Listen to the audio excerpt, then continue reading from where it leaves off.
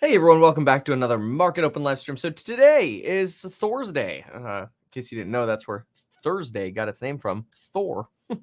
But yeah, today is Thursday, November 18th. We're now just 8 days away from Black Friday, and Macy's is just absolutely crushing it again. It has been the retail and recovery stock of honestly not just a year but probably the last year and a half that uh, has outperformed almost any other recovery stock that I can think of every time I look at recovery stocks, at least of larger, more mature companies. I'm sure there are penny stocks that have done quite well, but take a look. There we go. All right. So Macy's right now up 14% in the pre-market. And I'm going to pull up to see what kind of particular news we've got here. But I was looking at this, I'm like, wow, there goes Macy's again. It's really, really incredible. Look at Macy's on the day chart, which is at this point probably not even going to reflect this latest run that we have. Let's see. We're right now at 35.25. Go to the day chart here. 35 is going to bring us all the way up to here. So we're going to have a pretty large line here to the upside, stick to the upside on the day chart. It's going to look pretty incredible. Look at Macy's, though, going back prior to the pandemic. Prior to the pandemic, we were sitting around, $16 as a stock, $20 as a stock. We have not seen $35 at Macy's since the summer of 2018. And now it's back to $35. Yeah, and it appears almost unstoppable as it's e-commerce business is attracting more customers than anybody would ever think possible. People were thinking that's it. Macy's just roll over and die. Uh, nope. That's pretty remarkable. So let's see here. We have okay, yeah. So we had looks like earnings this morning. So let's go ahead and pull exactly what those were because this is pretty remarkable. Happy for Macy's. I don't invest in any recovery stocks, so it's not something that benefit from, but that's okay. You can't be part of everything, and I think that's actually a good lesson for just investing in general. Is you got to remember that when you are investing, you cannot be an investor in literally everything. It's impossible. Otherwise, you're going to turn into somebody who basically just owns more stocks than the S&P 500, and basically you're just hoping the market does well because you're so diversified. You're just in everything. Which I suppose diversity isn't necessarily a bad thing, but I think it really comes down to at what point in your life you are, where what are you looking for more outsized gains above and beyond what the market is returning, or safety in diversity. But anyway, so okay, let's see here. Macy's comparable sales were up 32% to last year's Q3. That's incredible. Its forecast is insane. It saw 3.4 as an adjusted EPS, 3.4 to 3.75. They're coming in with almost actually more than $1 more at 457 to 476. That's incredible. We've got, let's see here. Macy's adjusted net income came in at $386 million. Folks, the market was only expecting them to make $95 million. I mean, these are absolutely outstanding earnings. And this is really a sign of the consumer just not giving two Fs about inflation right now. I mean, really, if you think about it, that's somewhat what we have here is people just don't care so much that prices are going up. Instead, it's just no, no, no. We have money, let's buy. We have money, buy, money, buy, money, buy. It's really incredible. But anyway, let's see here. Sales outlook. We saw that. We saw revenue. We saw EPS. Digital is targeted to generate $10 billion in sales by 2023. That's Macy's forecast for top line earnings. That's incredible. 10 billion from digital. At the same time, the Macy's CEO is expected to announce 10 store closings, and they're calling labor issues transitory, which they see moderating next year. That's actually a good sign. If Macy's employs a lot of people. Boy, I just wonder how many. Let's see here. Macy's employees. Let's see how many they have. Right, that would be interesting. Macy's had wow, going into the pandemic, Macy's had about 123,000 employees. That has been cut to about 75,000 as of 2020. That's incredible. Wonder how many they have now. Macy'sInc.com still indicates about 90,000. So I wonder if we've added back or if that hasn't been updated since the 75,000 figure, because that 75,000 figure. Now here's another update. Craft.co shows 75,700 employees as of 2021. So maybe that's outdated. But anyway, that's a lot of people. If anybody can speak about labor shortages, it is gonna be Macy's. Really incredible. Really, really, really incredible. So it also very good news that we're seeing Macy's do so well and see the labor issues subsiding. So next up is Nvidia. Nvidia absolutely destroyed earnings yesterday. It did fall to about 292 intraday yesterday. It fell about 3% going into earnings. It really crushed earnings all across. Did very, very well. And it is presently up 9% in the pre-market. It is sitting at $319.50. It's really, really incredible. It is a very, very tempting company to just buy. It has so many things going for it, and it's just been on a rocket ship. I don't like buying things when they've been on a rocket ship, but in terms of like if there were any company to do it with, Nvidia is a great one. They're not going anywhere anytime soon, and I think their growth is just going to continue to compound, which is really incredible. The technology just keeps getting better and better, which the stronger technology gets, the better revenues ultimately, and probably profits that Nvidia are going to get. Unless, of course, every new advancement in technology takes substantially more research and development. But then, quite frankly, I expect costs to go up and people to be willing to pay for those increased costs because we're going to end up being so much more productive with higher quality chips. So it's a market you want to be exposed to. But anyway, really, really great. Tesla up 2.3%, sitting at 11.14 right now.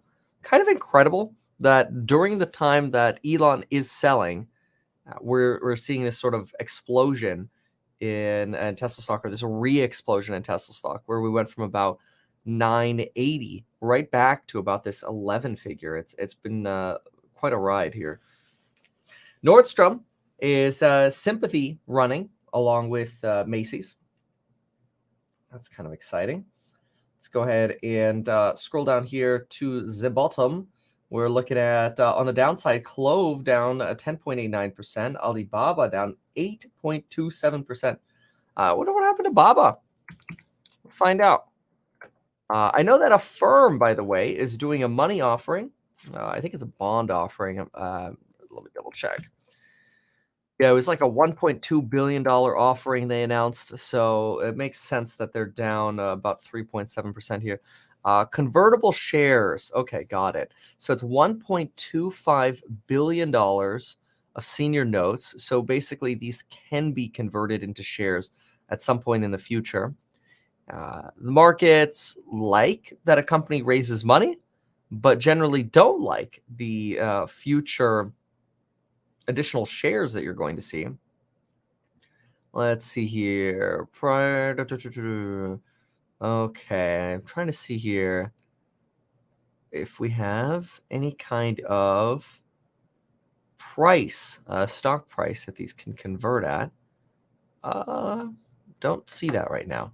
Okay, so I'll have to read more into this a little bit later, but their press release doesn't seem to indicate. All right. But anyway, okay, so bond offering of 1.25 billion. I mean that should really help them expand in Australia and even in other areas too, which is pretty incredible. Good amount of money there. Rivian down 4.33%. Let's find out what happened with Baba here. Let's go. Yeah, 4% on Canoe. Baba. Okay. Alibaba's adjusted EBITDA estimates fall more than 8%. Okay, so estimates are falling. And Alibaba has announced that they expect weak Chinese consumption over the coming quarters. It's really interesting because that's really what you're seeing is such a strength in U.S. consumer consumption, and Alibaba now expecting a weak Chinese consumer. That's interesting, huh? It's probably honestly the property issue. Let's see, oil whips, huh? Yeah, I mean, really, Evergrande. I feel like that would, if I were in China, it would make me nervous about the real estate market. And if I were in the real estate market and in the stock market, I'd probably have to take some tendies just to insulate myself, right? That would make sense. Be very reasonable. Hmm. All right. So maybe and then probably also spend less money, which is another thing that probably be reasonable. All right. So what do we have? We have okay. No particular news here on Rivian in terms of why Rivian's down about 3.6% after falling a chunk yesterday. Let's see. Microvast 1.77, Coinbase 1.23, XL Fleet's down about 0.5%. Let's go ahead and look at the broader market, see what we got going on. We do also have a little bit of a crypto slip going on, which I really want to take a look at and see technically what we got going on. All right. So here we go. Dow Jones futures right now up about 0.08%. A 0.26% bump in the S&P futures, and NASDAQ futures up 0.53%. And if we get to bonds, let's see here. Unchanged at 1.6 for the 10-year. Oil still shy of that 85 where we were. It's a lot of talk that when we crossed 85, that was going to be a sign that that's it. We're going we're going up to 100. Didn't happen. Remember, commodities tend to rotate down in the long run. Commodities can be traded in a short term, though. Okay, let's see now. Look at crypto. Bitcoin down about 50, down to about 58,900. Ethereum sitting at about 4,100.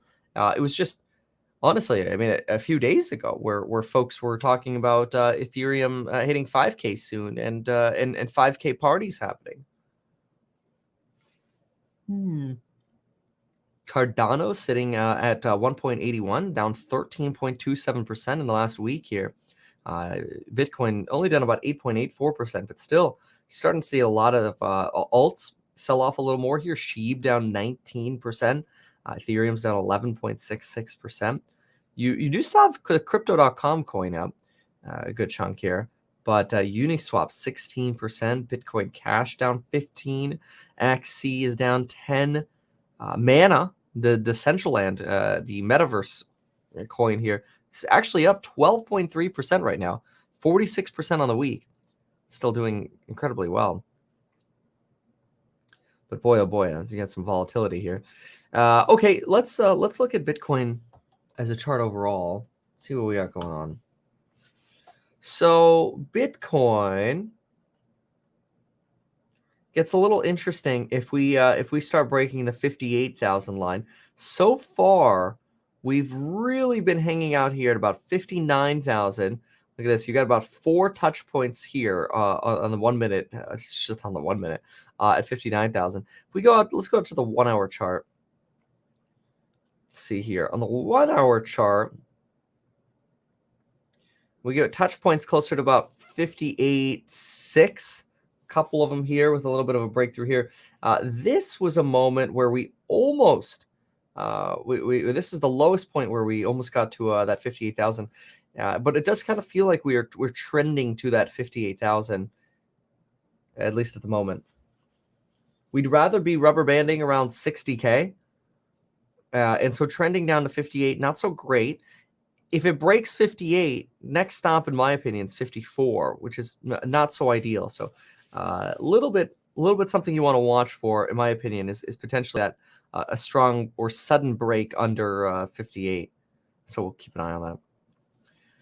All right, let's see here. What else is moving? So we talked about Macy's, talked about Nvidia, we talked about Bitcoin. Tesla's up 2%. Unity, 1.67%. Okay. Trade Desk up another 1%, sitting at 108. It's awesome.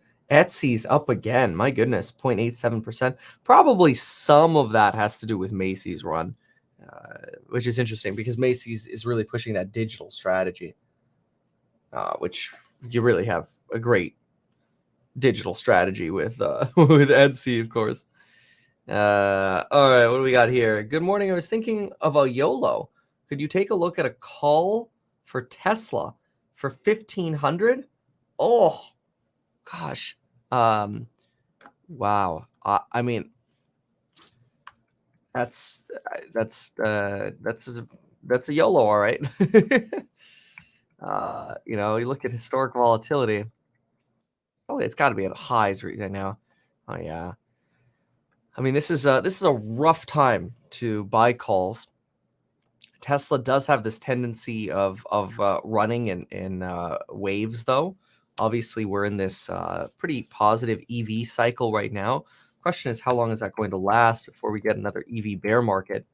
Right now, we are seeing volatility that we really haven't seen since March of 2021 on Tesla. We're sitting at a historic 10-day volatility of about 86 compared to a 100-day average of 44. So you're almost twice as volatile right now, which means in some essence you're paying substantially more for calls right now. Gosh, Tesla. Probably not a play that I would make, but especially out of the money this much. I mean, I can't even get to that pricing on Webull. Let's see if I just go to calls now. Yeah, I mean the highest I can go here is 1350, 65-cent spread. Here you're paying about $36. Let's see if it'll let me go higher. Oh, there we go, 1500. If I go this high, my options premium doesn't even update on Webull because, well, that's Webull for you. Yeah, I mean, you really just have to believe that there'll be some form of a catalyst for end of the year deliveries that's going to make Tesla explode, and maybe it's entirely possible.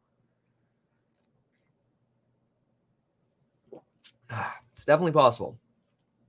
Let me put it this way: I bought back the call that I sold on Tesla when it fell. It fell a good chunk. I'll make sure of that, but I'm pretty sure I did. Yeah. All right. Let's see here. Maybe I didn't. I don't know. I hope I did, but I'm gonna take a look. Yeah. Okay. So, but yeah, remember these EV cycles. They are cycles, and so are stock market rallies. And look, I'm the biggest fan of this rally. I've been waiting for an end of the year rally forever. And it's funny, sometimes I see comments, people are like, oh, just trying to FUD to get the market to fall again, eh? It's like, no, not at all. I want to be realistic. Yeah, I did get rid of my sold call on Tesla. Oh, all right, let's go ahead and look at PayPal. Okay, what's going on with PayPal? PayPal's, gosh, stuck in the toilet here, 206. Incredible. And then what about good old Lemonade? Lemonade is, God, oh my goodness. Lemonade's sitting at 57.87. That's incredible. Let's see here. Rivian's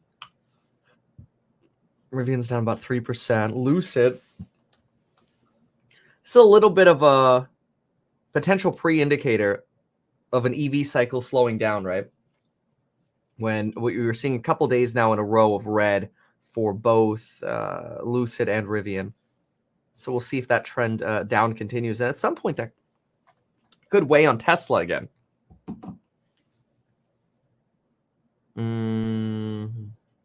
All right. So Alibaba, yeah, 8.9%. Affirm's actually not doing horribly for a $1.2 billion offering. The fact that it's down 3.78 could be a lot worse. Okay, we got about 4 minutes to the opening bell. It's like Hut 8 Mining's down about 1.78. Activision 0.84. Not a terrible amount of red. But let's see here. EXPI 0.15. Wayfair, Neo, PayPal. These guys barely move in here. Nvidia, 10% now on Nvidia. Oh my goodness. And Macy sitting at 13.6%. Canadian Solar all of a sudden up 4%. I wonder if we got some news over here on Canadian Solar. Let's see. CSIQ. I just thought their ticker symbol, honestly, was a little odd. Okay, so Canadian Solar. They reported revenues. EPS comes in at 52 cents. Revenue forecast is actually lower than expected, 1.5 to 1.6 billion versus 1.8 expected. They saw revenue of 1.23 versus 1.33 expected. That's less. So that's a miss on the revenue. That's a miss on forecast, but it's actually a beat on the bottom line, 42 cents versus 24 for adjusted EPS. Margin of gross margin of 18.6%. Wow.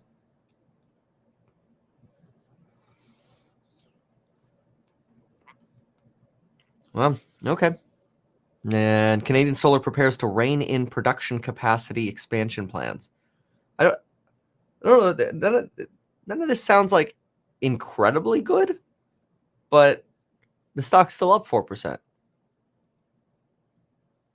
But why does it say how does it figure it beat estimates? There's a headline here that they beat estimates. I don't understand. Net revenue was 1.23 billion. That's less than the 1.33 expected. I think margin maybe came in higher than expected. I don't know. This is a little weird one. Yeah, here's another headline: misses on revenue. The headlines are a little weird. The numbers imply a double miss and a single beat, but oh well. All right. So let's see here. Congratulations. You bought Nvidia on earnings yesterday. Good job, because you are now up.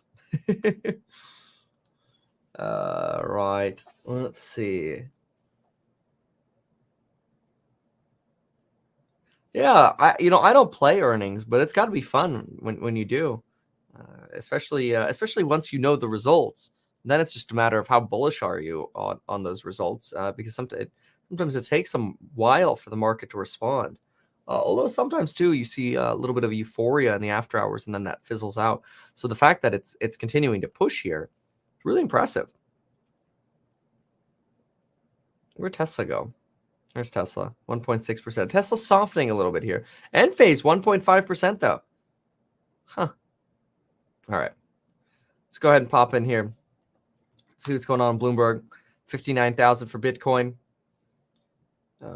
Let's see. Bill Gates says COVID deaths may drop to flu levels by mid-2022. Getting inflation right is make or break. A make or break moment on Wall Street. Yeah, I believe that. Let's see here.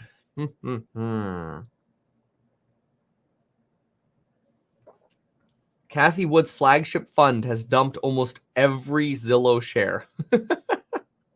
Yeah, we've seen that. Seen her start. Sorry, it's weird. Well, it's not really weird. Remember, she bought the day before earnings, but after those earnings, goodbye. Not happy about the real estate sector at all. Which honestly, I mean, like, even though that should be bullish for Redfin, Redfin's been a complete lag. I mean, look at this. It's at 43.82. It's embarrassing. All right, let's listen in here. Walmart, or are they usual mall stores? I think that Williams-Sonoma, Laura Albert, still doesn't get the respect she deserves, but I think it could come as soon as this evening. Let's get to the opening bell down here, guys. I wish you were here. Pretty loud. At the big board, it's salad restaurant chain Sweet Green, celebrating an IPO, pricing $13 million at 28. At the NASDAQ, solar car company Sono Motors, also celebrating its IPO. Look at that. It's about, what, 75% green? That's kind of exciting. Good. Very nice. Very nice. I like it. All right, so what else do we have here? Let's go ahead. Let's listen to Jim just for 1 second, then I want to see how things are reacting. When I gave an interview last year, and that was considered to be not cricket, according to Andrew. I don't blame him, because it was gap profit, not straight up profitability. So a question about how much money they're really making and how much they're not. They did that on Kara Swisher's show, Paul. That is a rigorous show. Don't go on that show. I love the shouting. Yeah. We're going to kick off the morning, guys, with Nvidia, Jim, leading the S&P, 322. I guess the question that you'll get a lot on this name is how much you are willing to pay for this kind of growth. I think you have to look at That's literally exactly the question, is how much do you want to pay for Nvidia? Anyway, all right, so let's go ahead and see how things are moving all right now in the market. So what do you got? You got Rivian, a little bit of a fall here. Rivian down about 6% right now. Ooh, that's a solid red candlestick. Looks like we start burning here, starting to burn here into the open. Looks like Nvidia is turning a little bit red here on the open. So we've got a little bit of profit taking here right at the start. Looks like a similar result here at Macy's. Some profit taken off. You do have Lucid now down 8% and Rivian falling fast. Even Affirm's dropping a little bit more, although it's down 3.8. It's sitting at 4% right now. Tattooed Chef down 2.8. Lemonade down another 2.74%. You've got Neo's down another couple percent as well. Let's see here. Where is Tesla? Tesla also turning red. A lot of red at the moment here. And let's see here. Amazon 0.72. Okay, what about? Let's see here. All right, there we go. Okay, so then we have Sheeb. Well, yeah, we saw Sheeb was down at about 45. Doge sitting about 22.8. Blink and Affirm just dropped about another percent here. It's now sitting at about 4.73, 144. Still a little too high for buy the dip, personally. But look at Rivian, folks. It's now down 9%. That's not good. So let's see. Okay, then you have. Let's see here. That's Rivian and Lucid down a chunk, just over 8%. We have. Trying to understand what's going on with Tesla, because we will see at some point here an end to the EV super cycle. I do have I'm gonna take a look here. Got a call. I still have a call option on Tesla. I've got a couple call options on Tesla that are up. I've actually one that's quite out of the money that I kind of did a little bit of YOLO on. So somebody had asked me about YOLO call options on Tesla, but that's a March of 2023. That is a 1725, and that's it's up about 27K right now, or 24%. So you want to keep an eye on that. If the EV cycle starts slowing down again a little bit, that might be one to escape. So then you've got, let's see here. What else do we have? How's Palantir doing right now? Palantir is sitting down again. I got to make my video on my concerns on, and I should have done this a while ago. Lemonade, InsurTech, and some thoughts on Palantir as well.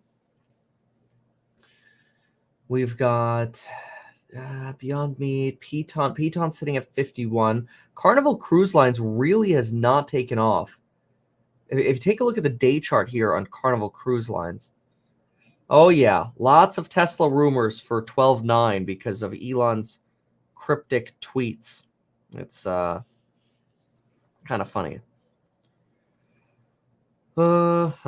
Okay, let's see here. What else?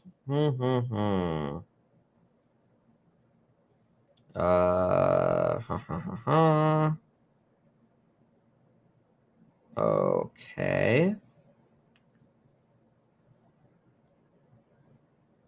Right. So then Bitcoin. Let's take a look at Bitcoin here. Bitcoin on the 5-minute chart, somewhat stable right now around that 59 level. Somewhat stable at least. Okay. EXPI back down to about $40. Kind of channeling over here. Neo down about 2.5. Lemonade's down about 3. Rivian's almost down a full 10% here.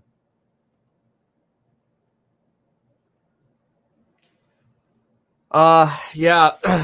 Well, okay. The fundamentals changed on Peloton like 4 months ago. So I sold all of my Peloton 3 or 4 months ago. And there is a fundamental shift in InsurTech that has happened within the last earnings, which those were an unexpected shift, which I'm not very happy about. So I've sold a lot of my InsurTech.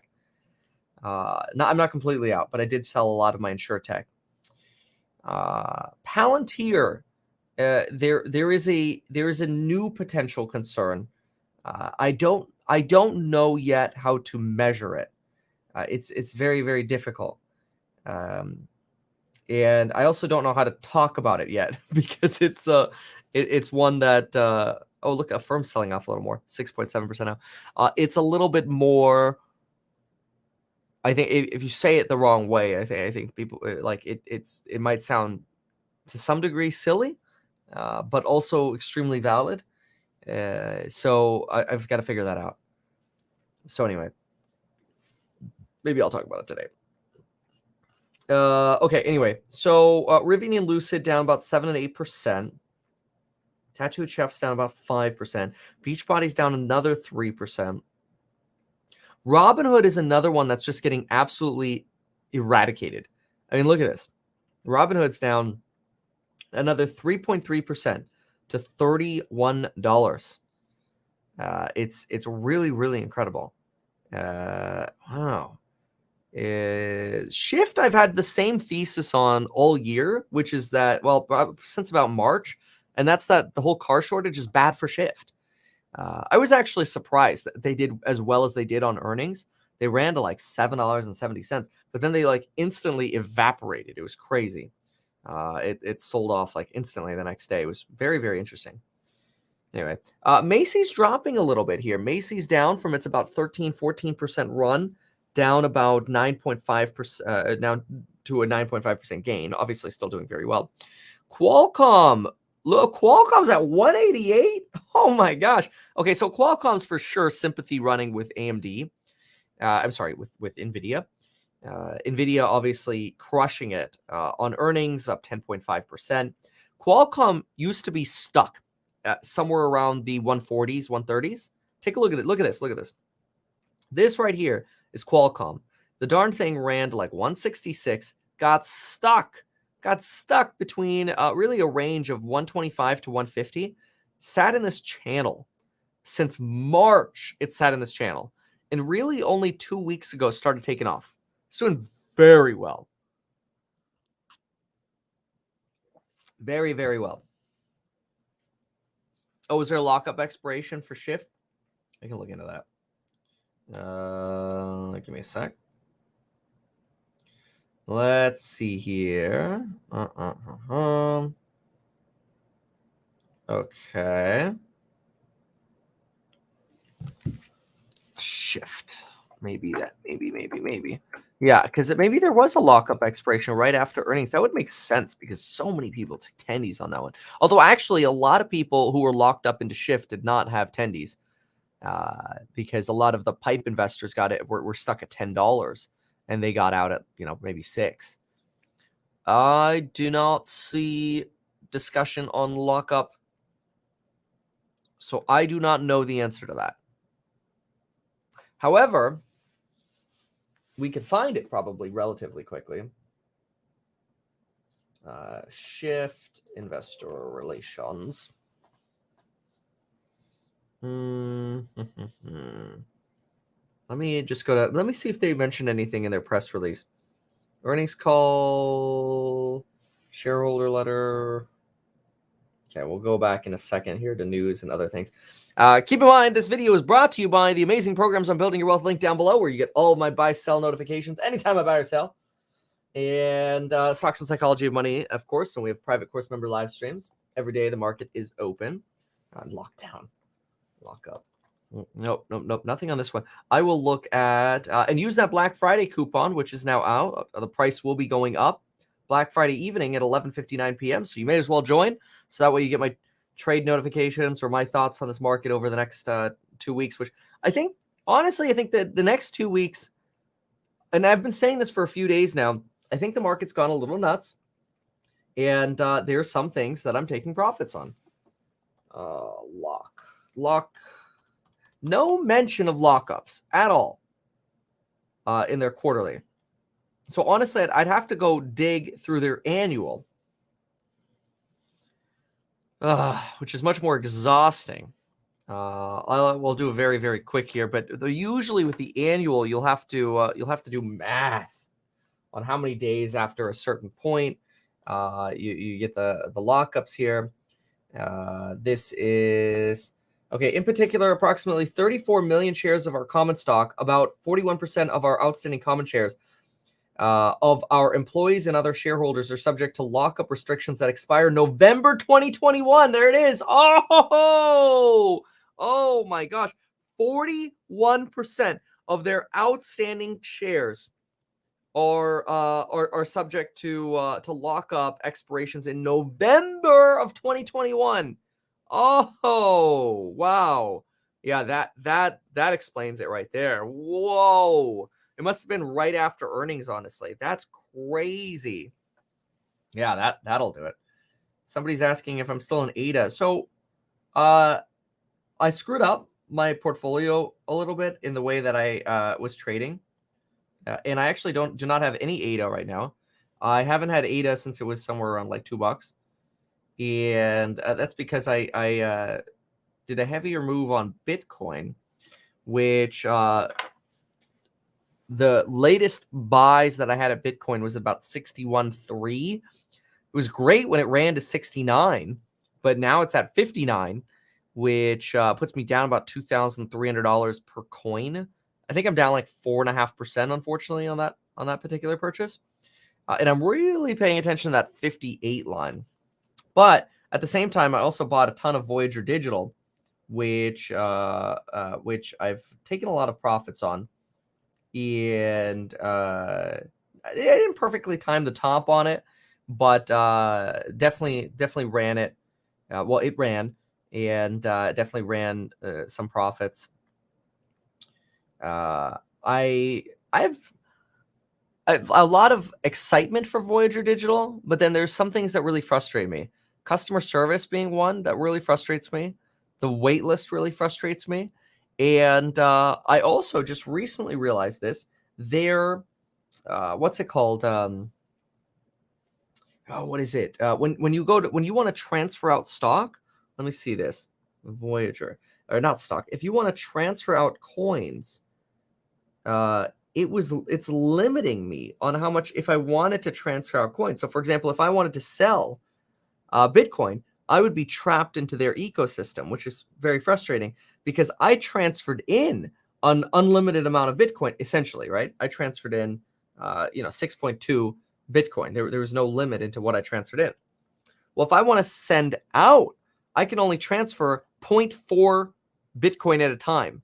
Like, what? So it's going to take me like 15 times to transfer? Very annoying. Very frustrating. So anyway, not happy about that. That's all I got to say. So let's see here. Okay, what else here? Lockup was mentioned. Lockup ended on the 15th. Oh, thank you for that, Jolly. That's interesting that the shift lockup ended on the, would you say, the 15th? Yeah, that's very interesting, because that was probably when we saw a low for the stock. But we'll go look at it right now. Okay, shift. So yeah, definitely at a low here. 15th. Okay, so if it ended here, I wouldn't be surprised if it was. You sure it was the 15th? Because you got a big spike of volume here on the 12th. So that's interesting. Anyway, let's see how other things are going. Oh, whoa, Macy's just took off. So it was up 14% in the pre-market, fell to about 9%, just rocket shipped.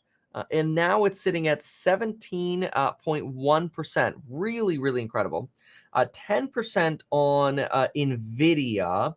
You've got Rivian down about, and that's up 10% on Nvidia. Incredible. Rivian's down about 9.4. Affirm's down about 5% on that. What's it called? Bond offering. Yeah, Lemonade is bleeding again. So, I mean, the Robinhood bleed is pretty disgusting as well.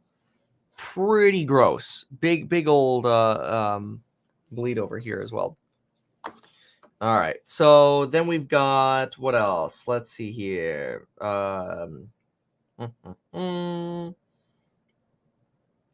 Okay, let's see here. Backed holdings down about 3%. They mentioned that I think they're starting to take what's it called? Ethereum, I think, which I thought was pretty cool. But I still don't like their stock at the valuation. That thing momentum ran so much. It was really, really incredible how much that momentum ran. But anyway. Okay, so what else here? I am looking at Robinhood options. Let's see here. Robinhood. Let's see what we got in the hoods of the Robins. Okay, Robinhood.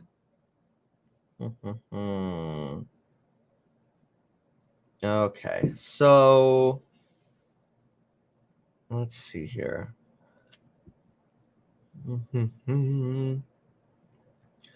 Okay, so yeah, shift. That's where I keep a lot of my shift.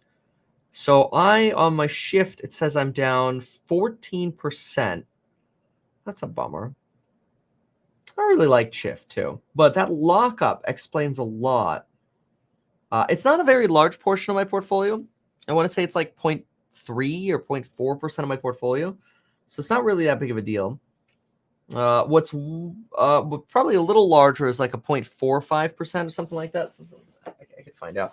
And that's Hippo. And that I did very well on with options, but in terms of shares, Hippo has been horrible. Really, really sucking. Okay, let's see here. Okay, dokie. All right. What else? So, Kev keeping the hood alive. Somebody wants to know why they're getting rinsed on Disney. Why? I'm not laughing at your situation. I'm laughing at you saying rinsed.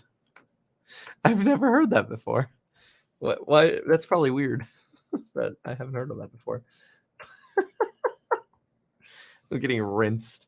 That's a good one. Dude, come on, man. You're getting rinsed. It's sat at like 170 forever. What's it at now? 155? Come on, man. What is that? That's 8%, 8.3%. You want to see rinsed? Look at options on like Pinterest or Redfin. That's when you look and go, ooh, that's rinsed. Yeah, call options for I actually have a Tesla call in here for $700. Well, that's cool. Wow, it's a March of 2023 Tesla call for $700. Forgot I had that. Well, that one's obviously doing well. Okay, so whoa, that's crazy. I have an Enphase call in here that has always been upside down, and it is a $250 call on Enphase. 20 contracts. It's $124,000 market value. That thing has been red all year long, and now it's up $9,300. Because the break even on that one is $307. Wow. Enphase. Let me see here. Oh my gosh, Enphase, what are you doing? It's actually I'm trying to figure out where it is today. No, it's actually down 0.5% today. Then you've got Nvidia up 11.2. Roblox again 9%. Oh my lord, that's impressive. That's really incredible. Let's see here.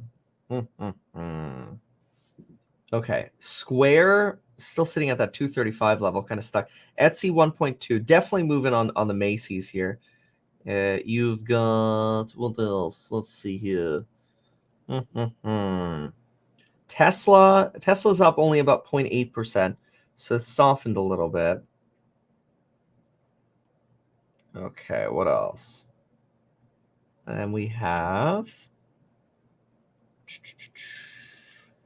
Apple 0.37.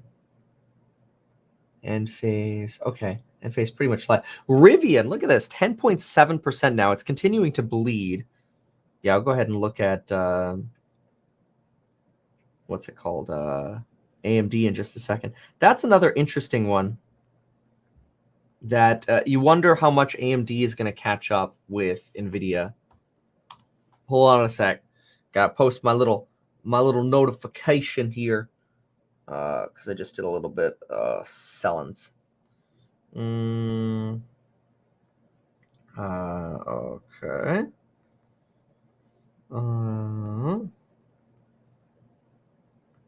Okay. One sec.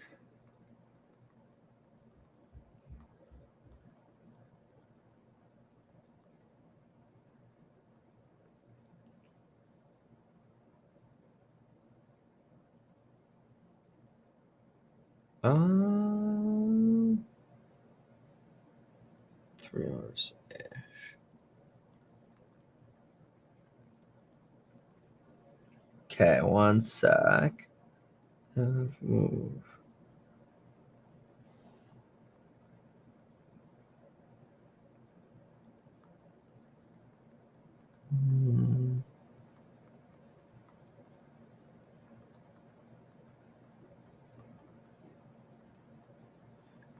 Ooh.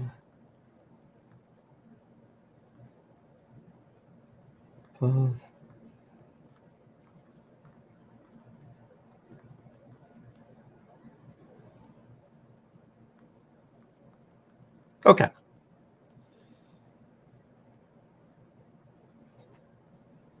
There we go. All right. So sorry about that.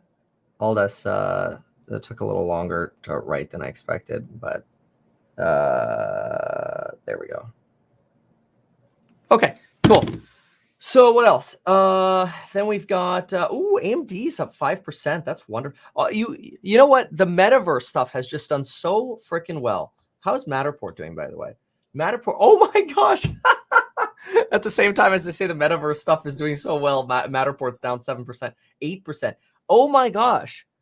That's crazy because yesterday yesterday, I literally bought puts on, and I sent an alert for this as well on Stocks and Psychology Money.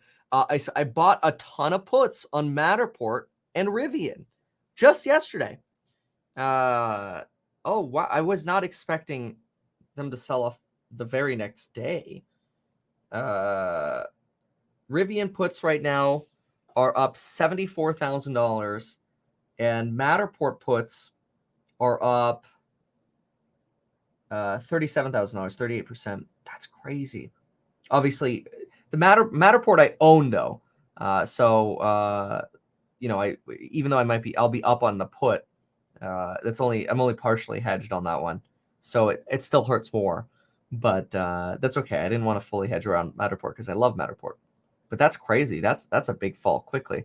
Rivian I don't own, so I don't care if that one goes down to like $50. I think that one's massively overvalued, but both of them have definitely experienced momentum. You can watch my video on that too, where I talked about that. My rationale for that. It's called, what was it called? It was like, oh, my selling out my big hedge. Watch that one. That one will explain exactly what I did and why. And I don't always post a video about all of my trades because there are too many of them. Okay, what else? So then we have, Lucid's burning. Okay, Rivian's down now 12%. EVgo is evaporating. Affirm's down 6% after that offering. The Chargers are selling off that momentum they had when are we gonna have, there's a lot of red here. Is the S&P gonna turn red? Yeah, almost. It's only up 0.06%. That's interesting. And the Chargers are giving up their momentum. But Tesla's still going. That's very interesting. Huh. Okay. And how is NIO? NIO's down about 3%. That's fascinating. Okay. But what I really think is fascinating is the Macy's run. I like that a lot. All right. What else here? All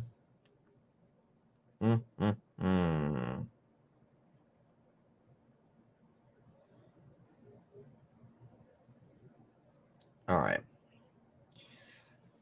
Okay, let's look at a little bit of news. Let's see what we got going on here.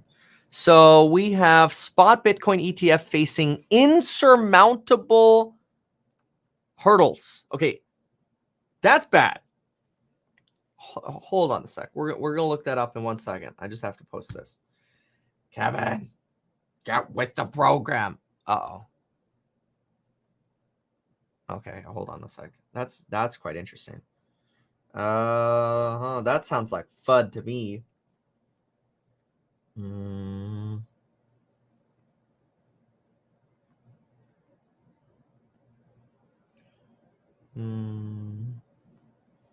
Okay, 1 second.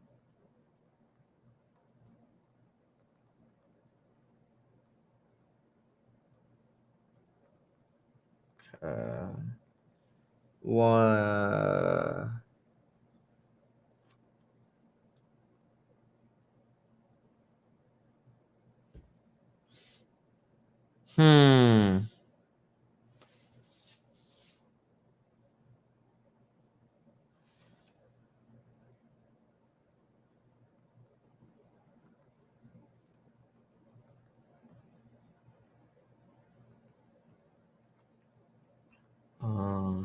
So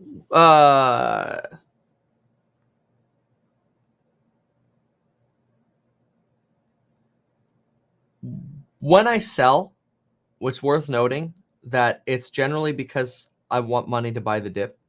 So I have been selling some things, and that's also because I feel like the market's been somewhat euphoric. It's specifically, I mean, oh my gosh, Roblox, another 9.45%. Let me look at the financials really quick of Roblox and compare them to what we've seen here. And then I'm going to look at that Bitcoin headline here from Bloomberg. But yeah, I like trying to take profits when I can on some things, so that way you do have money to go buy the dip. I know that's timing the market with some stocks, but that's okay for me. So this is interesting. Roblox has no path to profitability right now. I did not know that. I'm not in Roblox, so it's okay. But we're expecting about 20% growth for the next 2 years, potentially a little bit more, 20 to 30%. Their margin, their gross margin is great at 75%, but then something collapses because when you get to net income, they lose money every single year. They're expected to lose about $50 million this year, followed by 31 mil, 13 mil, 400 mil, 300 mil. They're spending, I don't know, I want to know what they're spending money on. How? Roblox investor, it's got to be like ads or ads and or research and development. I'd rather it be research and development than ads, but I just don't know. I'd like to see their sheets, which I want their SEC version. I'm just really like fussy about when they give me like the fancy like shareholder letters and that crap. I just want the SEC part. I can just understand it better. Give me the filings. So quarterly, here we go. Yes, see, this is where I live. Oh, see, this I like. Okay, so where are they spending all their money? 509 mil. Cost of rev was a fraction of their revenue. Developer exchange fees 130. Research and dev 130. Infrastructure and trust and safety. Their marketing is very low. They don't spend a lot of money on marketing. That's what I wanted to see. So that's good. Yeah, Nick, I see that. Interesting. Okay, so they're spending, of their revenue, they're spending about 27% on research and development, probably around 25% on infrastructure and trust and safety. That's probably like moderation I'm expecting, because it is a no annual yet. Well, then I'm gonna need to get an S1. Yeah, all right, fine. Okay, so infrastructure, trust, and safety. What is that exactly? Here we go. Expenses related to the operation of our data centers and technical infrastructure. Third-party service providers such as cloud computing, hosting, data storage, rent. Oh, wow. Okay, so that's straight up costs. That's cost of goods sold here. That's hosting. That's money. Developer exchange fees. So then what's cost of revenue?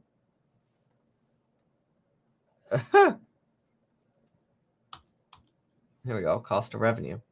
Cost of revenue consists of third-party payment processing fees. Oh, wow.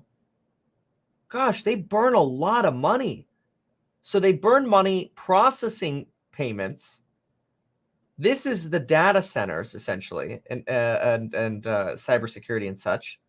Their marketing is very low, which is good. But then what the heck is developer exchange fees if these are the transaction fees? So this must be what the consumer's paying, and then maybe this is what the developers, that's like the split with the developers or whatever. Developer exchange fees represent the amount earned by developers and creators on the platform. I see, okay.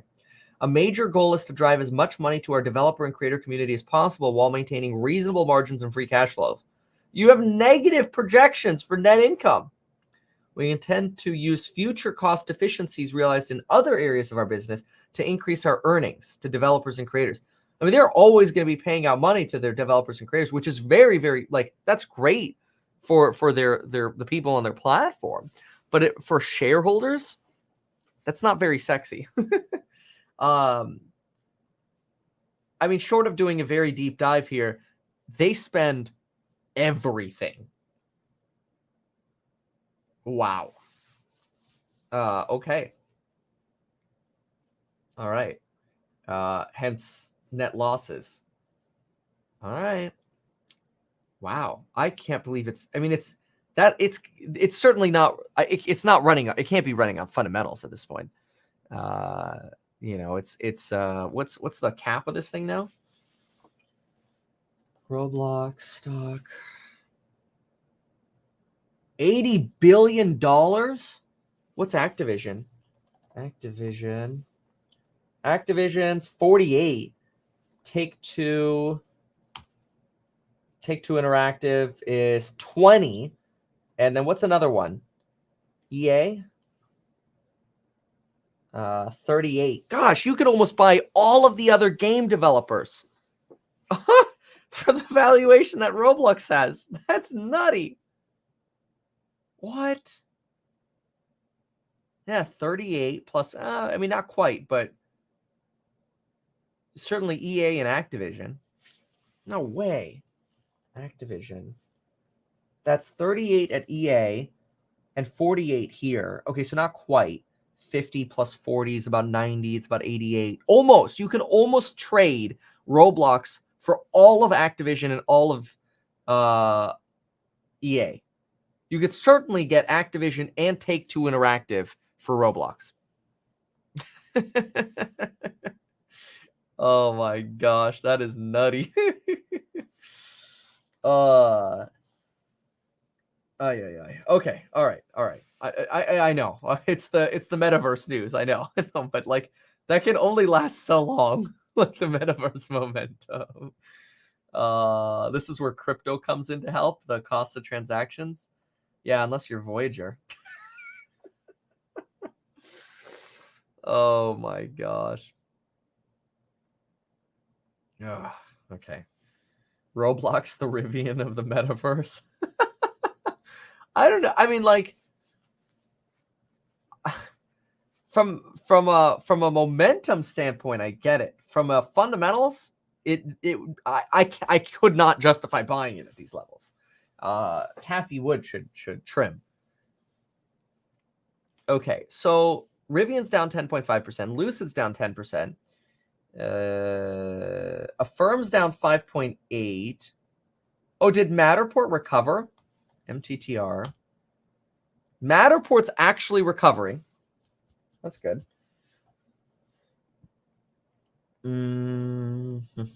What else here?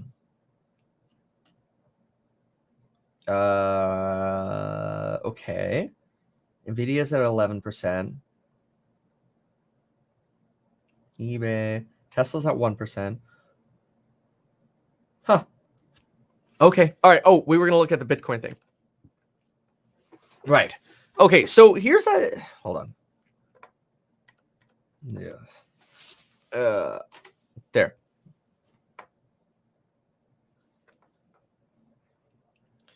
Check out Rivian puts. They're killing it. I know. I'll do a quick look. I usually don't like looking, but it's a trade, so I guess it's okay, because at some point it just might make sense to sell it. I probably won't close my Rivian put though, unless it fell. It's probably got to fall to 100 for me. So I think that's when I take tendies. Yeah, I'm up 72K on it. 74K now. 75K now. Well, I'm just gonna keep sitting here. No, it could have gone the other way too. It's just the next day. But anyway, remember, you want all my alerts? Join me in Stocks and Psychology Money, link down below. Use that Black Friday code before Black Friday. And remember, a lot of people bundle up for the Zero to Millionaire real estate investing as well. Really good way to diversify. But first, right now, we've got to talk about Bitcoin and the spot ETF. Look, there's a lot of enthusiasm that Bitcoin is going to get an ETF like IAU. IAU is a gold ETF where basically you can buy access to the price of gold, essentially, and they can buy gold within the ETF. But you're really just trying to track the price of gold is what you're doing. So you don't have the benefits of actually having gold in your hand, but that also means that you don't have the costs of storing gold or of paying for gold to be minted for you, because gold has to be turned into coins or bars. And there's a fee associated with that. There are shipping costs, there are fees. So anyway, that's IAU, right? Well, there's been a lot of enthusiasm that a Bitcoin ETF could lead uh, hundreds of billions, if not even trillions of dollars to flow into crypto, just like we saw with the Bitcoin futures ETF. The problem with the Bitcoin futures ETF is the Bitcoin futures ETF is expensive. First of all, you should not buy and hodl a futures ETF. Futures ETFs are meant for trading. Nonetheless, the Bitcoin futures funds like BITO and BT by the effing dip, BTFD have done exceptionally well. BITO has over a billion point two assets under management and basically got to 1.2 AUM within days of launching their Bitcoin futures ETF. A lot of enthusiasm for that. Very high fees. If you don't understand contango or backwardation, do not get into a futures ETF. It's a big mistake. But anyway, so this is leading to a lot of enthusiasm for a Bitcoin spot ETF. So that way you could get into something with like super low fees. Like imagine if you could buy a Bitcoin ETF and the fees are like Vanguard level fees, where you're paying somewhere around, I don't know, 0.04 or something like that. Probably more on Bitcoin. It might be something like even 0.25, but it'd be dirt cheap. And you wouldn't have to worry so much about security. You'd have SIPC insurance. You wouldn't get the benefit of being able to stake your crypto, obviously, but it would open up the doors to a lot of people who are uncomfortable with buying crypto. And so the expectations are that Bitcoin spot ETF would lead Bitcoin to skyrocket. Yeah, but right now, Bloomberg Intelligence has just released a statement. And now Bloomberg, a lot of people, when I talk about crypto, I'm going to give a heads up, like a preface here, okay? Usually when I reference Bloomberg and crypto, the comment section is full of Bitcoin is getting fudded by Bloomberg. I understand that because they do report a lot on crypto, but in fairness to Bloomberg, they've also done very well at indicating potential runs coming. I've traded very profitably watching for some of their indicators, so I think they're great. But anyway. They just released an update minutes ago that, quote, spot Bitcoin ETFs have virtually no chance of SEC approval in the near term, we believe, given the agency's concerns about lack of oversight and potential for market manipulation. Yet ETFs that track Bitcoin futures are allowed, even though they are intertwined with the spot market. The key difference, futures ETFs don't have to go through the 19B4 review process. So I don't know what that is. I'm going to do a quick little Google of that. 19B4 review. Okay, here it is. It is, according to Investopedia, this is a form used by the SEC to basically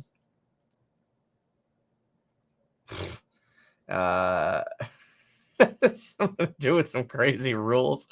It's some regulatory. Interesting. The SEC invites the public to have their say. A public comment period follows each 19B4 filing, whereby other exchanges and the public can voice their support or opposition to a proposed rule change. During this time, interested persons are invited to submit in writing their views and arguments. And why would that be bad?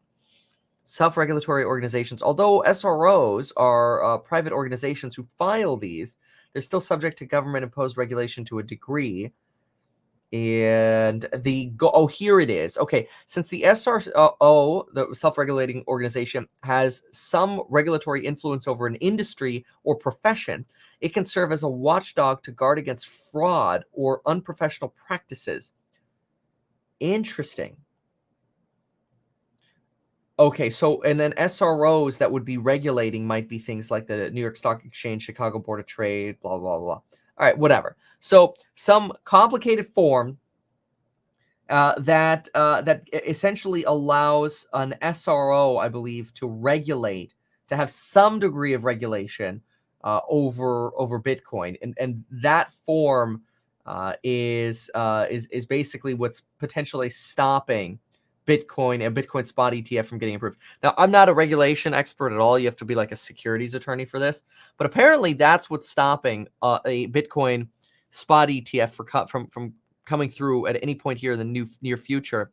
at least according to Bloomberg. A further update here is that no spot Bitcoin ETF is likely to be approved by the SEC without new regulation or surveillance agreements with exchanges that trade cryptocurrency. The term surveillance sharing agreement appeared 40 times in the SEC's 19B4 letter denying the VanEx ETF application. Yet traditional exchanges such as the CBOE would likely find it impossible to secure such accords with every exchange that offer Bitcoin trading. So this is the complaint of the SEC appears to be that they can't seem to find a way that an SRO or self-regulating organization like larger exchanges would ever be able to actually regulate a Bitcoin. And that's the problem. And the reason the Bitcoin futures snuck through is because they could just bypass this 19B4 process. And so, in other words, Bloomberg here believes that in order for us to get a spot ETF, you're going to have some probably whole new congressional set of laws that actually establish a framework for regulating crypto. The CBOE recently argued that Bitcoin futures market is meaningful and regulated by the Commodity Futures Trading Commission, satisfying the SEC's surveillance criteria. And regarding a spot Bitcoin ETF, the SEC rejected that basically there would be a self-regulating organization capable of preventing manipulation of the Bitcoin market. Wow. Manipulating spot prices would in turn affect futures. Regulatory and legal technical difficulties underlie the SEC's denial. I mean, it sounds like a bunch of bogus is really what it sounds like to me. The SEC is really worried about manipulating the price of Bitcoin. The SEC's approach to Bitcoin ETFs appears to be missing the forest for the trees, with its stated focus on protecting investors, instead limiting their access and leaving them with inferior options. I agree with that. I mean, if you don't have a spot ETF, you're kind of stuck with lower quality options like the futures ETF, which is very, very expensive with fees. In fact, Bloomberg here is estimating that the fees for a futures ETF could run about 10% a year. And the Grayscale Bitcoin Trust, which usually has really large swings and premiums and discounts. It's true. There was a point last year where the Grayscale Bitcoin Trust was trading for a 40% premium. So when you were putting money into that, you were actually paying a 40% premium for Bitcoin. And then there were periods where you were getting Bitcoin for like a 10% discount. It was crazy. So that's not very bullish for Bitcoin here. This Bloomberg update. And I think Bloomberg's just being realistic. I don't think they're necessarily fudding Bitcoin, but it's going to take an act of Congress probably to get a spot ETF for Bitcoin. It does look like that Bitcoin is selling down a little bit on potentially this Bloomberg update here. Remember, Bloomberg is it might be too early to tell. It does look to me like this approximately is when this Bloomberg update came out here, around this 7:10 moment here, and we've seen a little bit of a sell down here in Bitcoin from that moment. Not much though, so it could be too early to tell. But anyway, that's a bummer for Bitcoin, especially since there's a lot of enthusiasm around getting an approval, and it doesn't look like that approval is coming anytime soon. And the sad thing is there doesn't even appear to be a roadmap for approval. And that's probably the most frustrating thing, is like, at least if we had a roadmap to approval, the SEC is like, maybe if we get this and this done. But if you're just going to rely on Congress, it's going to be years. That sucks. All right. Well, that's from Bloomberg for you. Call it FUD, but it doesn't sound good for a future or for a regular ETF anytime soon. Okay, moving on. We have Canoe down 14%, Rivian's down almost 13%, Lucid's down 12.2%. The charging companies are getting destroyed. Matterport's down 8%. Puts are printing today, which I actually have. Tattooed Chef is down 6.7%. Affirm's down 6%, but they did an offering. But otherwise, yeah, you're getting some pain. Wow, Robinhood's down 5.5%. There's no way the S&P isn't negative at this point. You've got Lemonade down 5.3%. Shift Technologies down another 5%. Zillow's down another 5%. You're getting some pain in this market.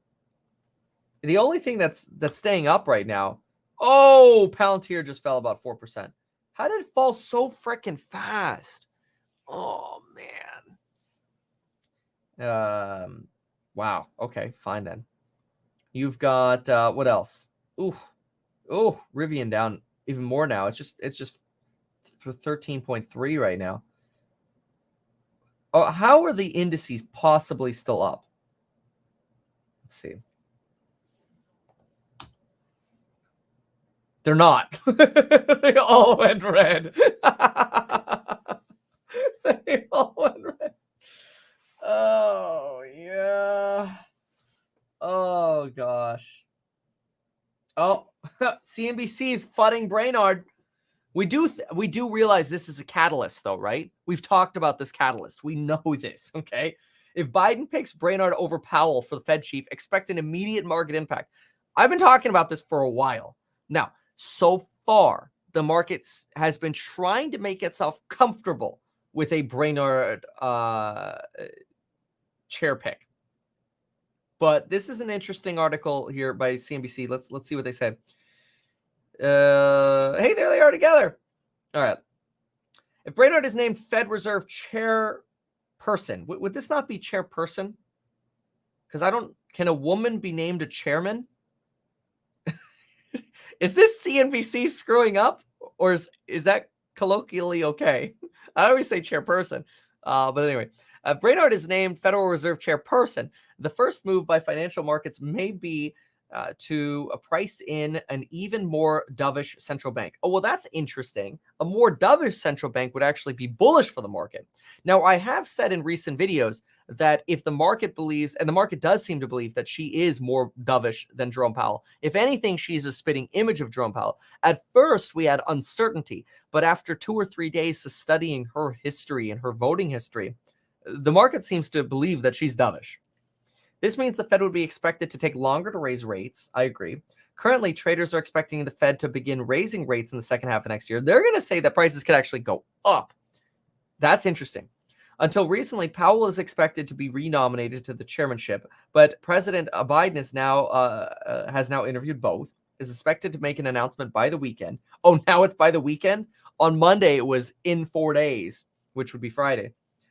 I think the market views Brainard is slightly more dovish. Probably not a significant difference between each candidate. The biggest asset that Powell has is trust and confidence. This is the thing. You create uncertainty with somebody new. And the kind of track record of doing exactly what he thinks is right despite a considerable amount of political pressure. This is true.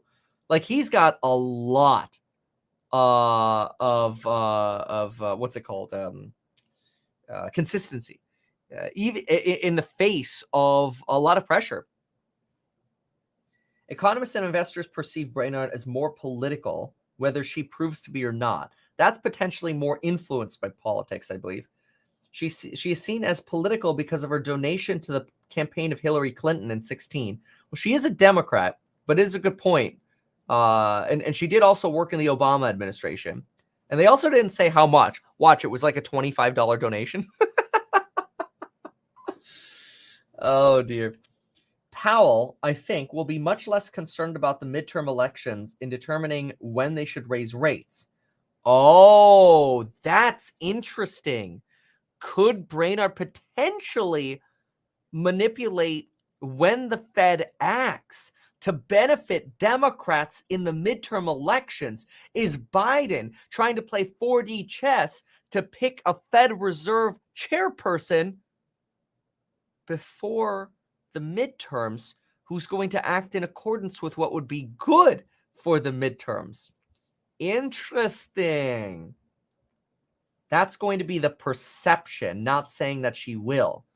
Wow. Okay, impacts. So most do not expect much of a market reaction if Powell is renominated. I agree with that. I think volatility goes through the roof if you get Brainard. Although I don't know if I think we're going to go a big up or a big down because she is seen as so similar to Powell. Okay, I think you'll see a 10-minute bounce in the stock market if Brainard gets the appointment. And you'll see more than just a 10-minute response in the treasury market, where you'll see a steepening yield curve. Interesting. Bond strategists say if Brainard is nominated, market inflation expectations could rise. Oh, interesting. Inflation expectations could rise because somebody potentially even more dovish. Okay. Brainard 59 has been on the Fed board since 14, worked for the Obama Treasury admin. The reason why I keep going back to Powell, putting my political hat on, Biden would own any negative consequence that results from negative monetary policy if he changes the top of the Fed. That's true. Remember, you've got a Trump appointment here with Powell. Brainard has been backed for the Fed. Yeah, they say chairmanship. That's interesting. By progressives in the Democratic Party who want to see tougher banking regulation. So she is a bigger fan of more regulation. See, Powell actually weakened some Dodd-Frank provisions and rules, whereas she voted against that. She's definitely for more. Oh no, is BTC crashing on this news? Oh no. Hold on. Yeah. Oh, there it goes. See, I'm telling you. Oh no, once it breaks past 58, it's not good. Oh, that's not good. Oh man, yeah, breaking past 58 is not good. Okay, let's finish this here on Pow Pow. Okay, anyway, let's see. Biden could appoint 3 other Fed board members. Let's see. Brainard is expected to be under consideration for either position now held by Clarida or one of the others to be basically a permanent voting member. 2 weeks ago, I thought Chairman Powell was shoo-in to be reappointed. Now I'm not so sure. Yeah, that's going to be interesting. You know what you can do, by the way? Okay, we're not going to go through the rest of this. Senator Elizabeth Warren calls on the SEC to investigate the Trump SPAC deal. Oh man, you get a lot of buzz today. What is this? Okay, so bottom line, CNBC isn't sure if the market's going to go up or down with Brainard. Thanks, CNBC. Thanks a lot.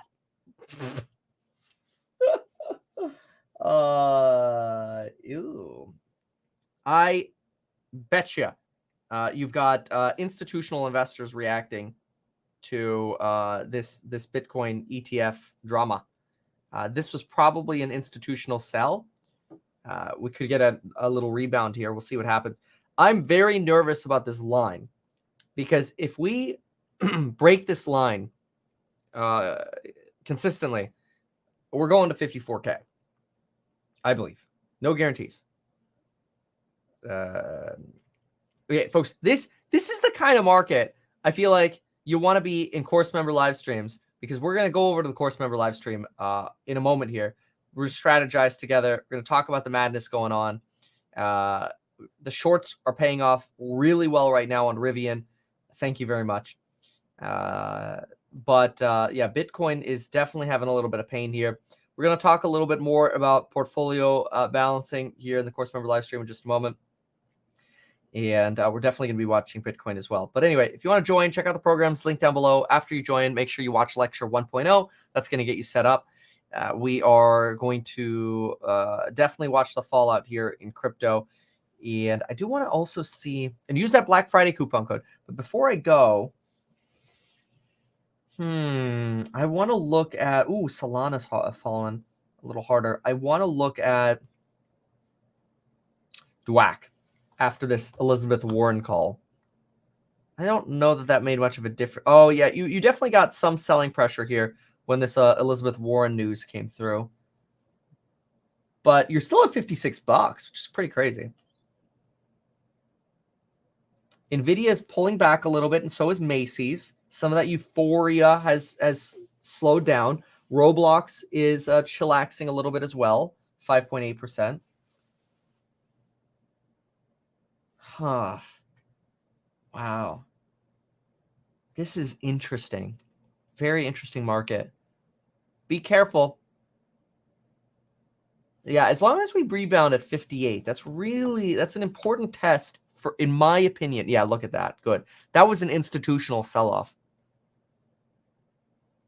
That's very interesting. All right, folks. Check out that Black Friday coupon. Price goes up 11:59 p.m. Black Friday. You may as well take advantage of streams and notifications between now and then as well if you're planning on joining for Black Friday. This is the Black Friday price and Black Friday coupon. The price will be going up. We will see you in the next one. Thank you, folks. I got to go.